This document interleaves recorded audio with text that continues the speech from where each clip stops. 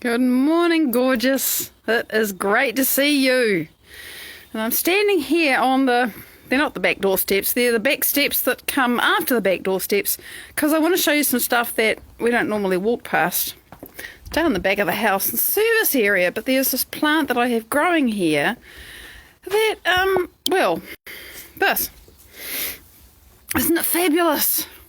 Morning, Jan!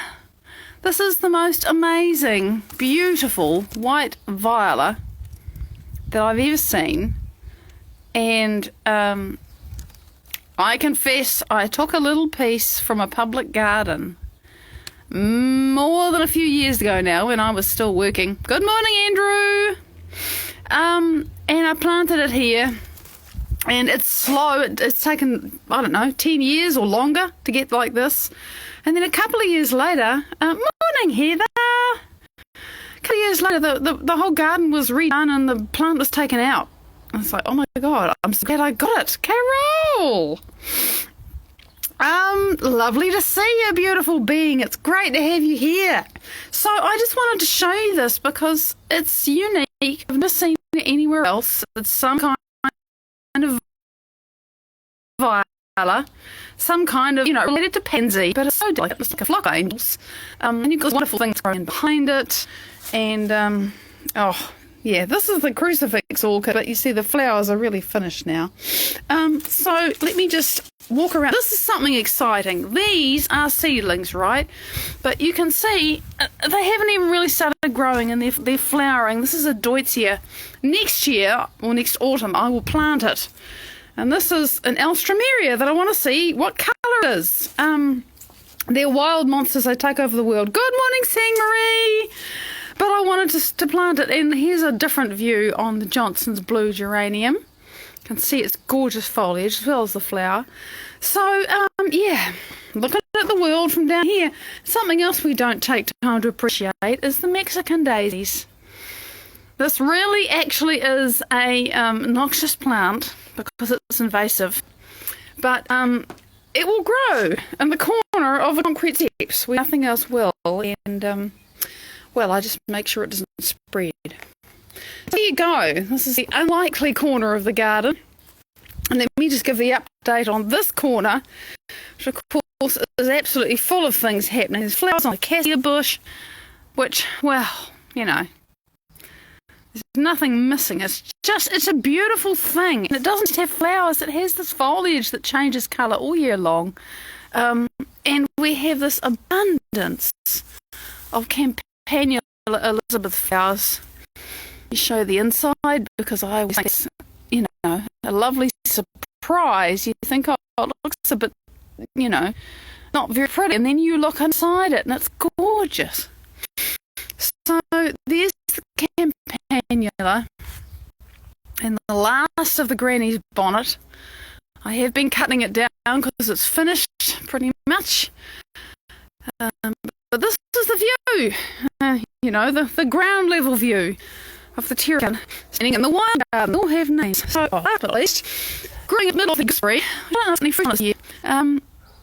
There is the Campanula, which is wonderful. So, yeah. I did see flowers this year, but I don't know that I'm going to see any fruit, and that's okay. It had a hard year. A year or so back, nearly died. Something got into it. So here we are on the back lawn, and I feel like I've started a new life today. It's like last week is a million years ago, because so much has happened, and it's all good stuff, and it's just like, who was I then? So, speaking of walking into a new life, which I know one or two of you are actually literally doing at the moment, but in fact we are all doing it, whether we know it or not. We are all in the process of walking into a new life. So, oh my God. So, how do you do that when... Particularly, and we talked about this last week quite a lot, how do you do that when it's so automatic, normal, usual, and who you are, to expect it to continue to carry on being like it's always been? You don't want that, but it's just so easy to walk into a new job, to walk into a new house, to walk into a new relationship, to walk into a new state of physical being, whatever that is, good, bad, or indifferent, and continue to expect your life to be the way it's always been. But there's just one problem with that. You don't actually want it to continue to be the way it's always been. And therein lies the rub. So, how do you walk into the unknown and really let it be unknown and not, as my inspiration Joe Dispenza says, not just throw in a program and do and be what you're used to doing and being? How do you do that? With your eyes open, walking around in your new life, but don't just carry on being your old self. Because you can guarantee if you carry on being your old self, you are going to have your old life catch up with you very, very quickly right in your new situation. It's not the situation that changes anything. It's you that has to change to have a different experience. And we talked about this last week, the perfect example, and this is a good example because it's really easy. The person that just really wants a different job because of whatever reason that, maybe they have a really difficult colleague, right? Difficult job, difficult colleague, or they're bored out of their tree, or, they want work that means something to them, whatever. And they get a new job and they're so excited. And then somehow, 3 to 6 months later, or even a year later, they hate it just as much as the other one. Like, what's going on there? It's not the job, it's them. Robin, good morning, honey. So, if you carry on being your old self in your new life, you will very quickly have your old life as well. So how do we do that? And why is it so hard not to do that, right? And we talked a lot about that. It's hard to walk into a new life because we are wired to trust what we know and to fear what we don't know. Wind back to the cavemen, wind back to the cavemen. If you have a cave and it's safe, even if it's leaky and cold and there's a whole lot of things that are difficult and the water's a long way away, you know that cave. And from that cave where the safe places are and where the scary places are, you know what's safe, you know what's dangerous. Everything in your environment you understand, and you may not like it at all, but you know it and it's familiar and you know how to survive in it. And bodies and brains are a lot like this. We get used to surviving in fear. It becomes who we think we are. We get used to surviving in guilt or shame or lack. Oh my God, that was my one. It just becomes who you think you are and how you think your life is and how it is that people always shit on you, or people always put you last, or people always expect you to clean up after them, or, you're the go-to person. Everybody says, oh, that person will sort it out for us. Never mind that they might want to have a life of their own, It's just how we think about ourselves and how we expect life to be. And if you're going to walk into a new life, before you walk into that new life, you've got to have done some thinking and feeling and creating about which aspects of yourself you want to take into your new life and which aspects of yourself you want to leave the hell behind because they didn't serve you. Good morning, Anthony. Just dandy, thank you. You've got to, really, you have to do that thought before you get there. And then when you do get there, you will have that awareness. You will know more or less what you want. And then, you hit the ground running or walking or sitting or going, oh my God, here I'm in a new life. This was a surprise. Hint, it's a good idea to be creating who you want to be all the time, so that if suddenly your life changes, you know who the heck you are. So that if your life suddenly dissolves and changes shape, you don't dissolve and change in shape so much because you've already worked out who you are independent of your life. It's like, oh, really? You mean I'm not defined by my job, and I'm not defined by my family, and I'm not defined by my relationships, I'm not defined by my state of health, that's a tough one. I'm not defined by the state of my wallet, that's another challenging one for different people, different times. I'm not defined by anything, I'm defined by who I decide I'm going to be. Yeah. So that if your life dissolves for whatever reason, it can be completely out of control and even nothing to do with you. Say something significant happens to someone that has someone that's close to you that has a significant impact on your life. That happened to me a long time ago now, and it changed my life. And that was before I knew who I was. But, if you know who you are, then when your circumstances change, it just means that you don't have to be victim to your circumstances automatically. Because I was depending upon this person in that situation, in that thing, in that time, in that place to push my buttons so I know how to be. No! Much better to be the creator in your life and to realise you can do a certain amount of creating before you get wherever it is you think you're going. Or before you get the surprise, the synchronicity, the amazing opportunity disguised as sometimes the impossible situation. All of those things, there's a certain amount of preparation you can do beforehand, and the more you do, the better, because then you get to know who you're going to be and how you're going to show up. But when it arrives, you are always going to have to kind of be learning as you go. Your life is your laboratory. It's an experiment. You get feedback. You're like the guided missile. Oh, you're off course. Hang on a minute. Who the hell are you being now? Do you like that? Oh, this new thing arrived that I hadn't planned for. And by that I don't mean, oh my goodness, I didn't plan my budget. I mean, oh, that person showed up and I reacted in a way that I didn't like. Oh my God, I don't want to be that person who reacts like that. So, who do I want to be? And the next time that person shows up and pushes the same button, because you can guarantee somebody or something will, how do I want to be instead? So you have to course correct as you go. That's an important thing to realise, and no matter how much mental rehearsal you do, when you open your eyes and you walk out into your life and you get on with it, you're going to have to course correct, and you're going to have to remain conscious of yourself and what you're doing and not doing, and decide if you like it on the go. And also, not just on the go, you're going to have to take time, preferably every day, one way or another, to stop and hold up the mirror and say, hang on a minute, Maddie, how did I do today? If I look in the mirror, am I proud? Am I, oh, that was good, but that wasn't?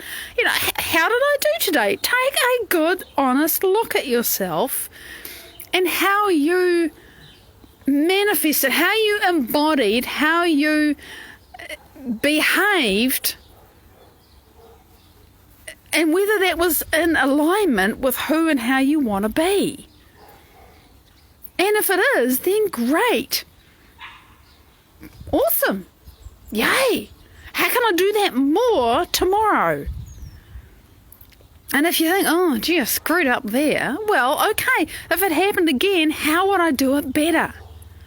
And you have to keep doing this, because everything is always going to keep unfolding and changing, and you can't expect anything to stay the same. Heck, who would have thought that in November 2020 we would look back on a year like we've looked back on? Oh, big love, Anthony. Have a blessed day. Enjoy the replay when you get here. You can't anticipate, and you don't need to be able to. We can't control it, right? You do actually have to fall back into the unknown and trust life, which is something that was like, oh, don't talk to me about trusting freaking life. Because I really didn't trust life. I thought life had it in for me. I understand that now. I even know how that happened. How it happened is irrelevant. I just had that awareness as I moved through it. As I've continued to move through it, it's not like I did it once and then, it's like, oh, I understand that better now. And probably in another 2 or 3 months, whatever it is, I'll understand it better again. I trust life more than I used to. And I understand, because I have more mileage and because I have more experience now with these course corrections and catching catching myself when I'm flying off into an old program, which for me, the easiest program to fall into is fear, believe me. It's just, that's me. We all have at least one or two that are really easy to do. And to catch it and think, hang on a minute, now I really know how to interrupt that program and stop it. Now, I can't do it in a minute. It takes me 10, 15 minutes if it goes off big like it did yesterday. It did. External stimulus, internal response like Pavlov's dog. It hasn't gone off like that for a while because a lot of the things that triggered that off don't do that anymore with this particular neural network. Oh, it was there and it went boom. I thought, fine, right. And I actually had to kind of navigate myself through it and not do what I would have really wanted to do immediately because I was in the middle of stuff and I couldn't stop for 15 minutes at that time. But when I went to bed, I thought, I can't go to sleep like this. I won't go to sleep like this. I know what'll happen inside my brain. I'll be awake for ages. Let me do some work to slow down my brain, get out of survival, because I was running on stress hormones, despite, I was choosing my focus, I was breathing through my heart, I was doing all that stuff, but I really needed to just shut out the stimulus, turn out the light, open my focus, slow my brain down, and then I could go to sleep.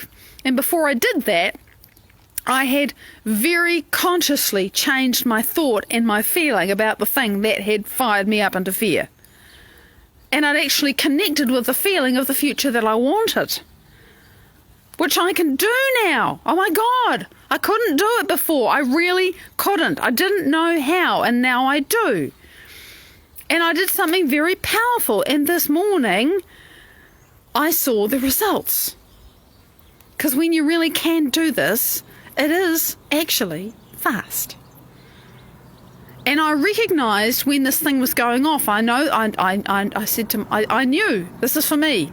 I understand this is for me. I'm still having the reaction. Hi, Mike. I'm still having the reaction. I'm still going through it as a human being, having my body say, you need to be scared. Really scared. I'm thinking, no, I'm not running that program. I'm not going to accept, believe, and surrender to that. No. And having to just do that for a while and then getting into a space where I could create something different, or I could change my brainwaves from what was approaching high beta to bring them. And I had a fantastic meditation yesterday morning, wasn't I? I didn't meditate or do the things that I do. It was just something blew up in the evening. And I changed my brainwaves, I slowed them down, I got coherent. I was like, oh my God, I'm coherent again. Fantastic. Oh my God, what a relief. Now, how is it that I want to think and feel about this? And I did, and I broadcast that electromagnetic signature of my clear intention and the elevated emotions that I now can generate very clearly out to the universe. And this morning I saw the result. I was very impressed. It's like, oh my God, I can actually do this. I knew this was for me. Now I know it was for me because I can see cause and effect, and I'm the cause. It was very cool.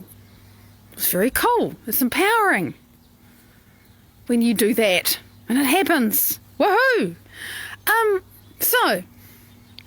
And trust me, I can't tell you the story, but I truly am walking into a new life right now. I'm not moving house. I'm not changing anything significant external in my life, but me, I'm becoming somebody entirely different. So I'm talking about this from personal experience. And my brain and my body are really quite rebelling about it, because they're in the unknown, aren't they? It's like looking out through a different pair of eyes. And in my body, just not all day, but from time to time, it's just like it becomes hypervigilant and says, no, be scared, be scared, be scared, be scared, be stressed. It's like, no, there's nothing going on here, and I have to do this because I'm going into the unknown. And intellectually, I understand that. My body has other ideas. So you have to course correct all along the way. You have to choose hang on a minute, am I still being who I want to be? Is there an opportunity here to be more of who and how I want to be? What am I choosing in this moment? How can I best show up as who I want to be in this moment?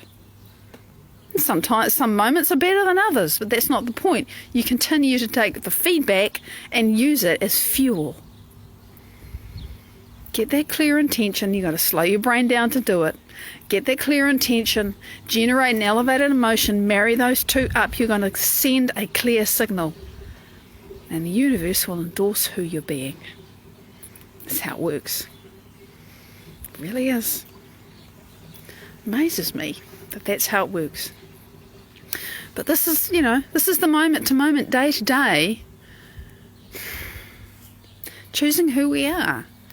And even if there's nothing dramatic happening in your external circumstances, from day to day, you can become somebody entirely new. It's just up to you to decide that. And then think, well, how will I walk from here to the kitchen if I'm that person? How do I make my cup of coffee if I'm that person? Literally, these are the questions that I am doing. Not about making cups of coffee, by the way. I don't drink coffee. Don't die. It's true. I've never had a cup of coffee in my life. Don't like it.